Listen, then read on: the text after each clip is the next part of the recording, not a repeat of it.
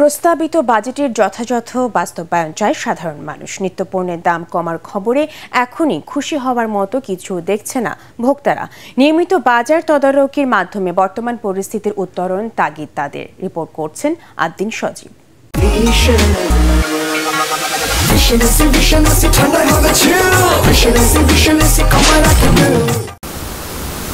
Budget মানেই আলোচনা সমালোচনা। এবারের বাজেট নিয়ে সাধারণ মানুষ কি ভাবছেন? যারা ওখানে বই রয়েছে এরা ইয়েস ভেরি গুড করবো, বাস আমার এই যে বাজেট বাড়াইছে তো কি হয়েছে, কমাইছে তো কি হয়েছে, আমার এইভাবেই চলতে হবে। কমাইলে এটা কমে না, বাড়াইলে এটা বাড়ে, বাস। যে বাজেটে কি হলো না হলো সাধারণ মানুষের কোনো এটার উপকৃত হয় না, এটা দ্বারা এটা মনিটরিং দরকার। বাজেট কমলেও দাম যা থাকে তাই থাকে, বাজেট দাম বাড়লে অটোমেটিক বেড়েই যায়। নিত্য প্রয়োজনীয় পণ্যের দাম কমার খবর গণমাধ্যমে, ভোক্তাদের আছে নানা প্রতিক্রিয়া। দাম বলে তারা কমাবো আসলে তো কমে না, আর কমার কোনো তো পরিস্থিতি দেখি না, যে অবস্থা। মুখে যা বলে কাজে তা আমরা দেখতে পাই না।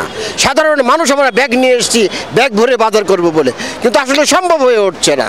কোনো কিছু দাম বাড়লে ওইটা সহজে কমে না, কিন্তু কোনো কিছু দাম বাড়লে ওটা তাৎক্ষণিক কার্যকর হচ্ছে আর কি। বাজার তদারকি আইনের প্রয়োগটা দরকার, এটা মূলত।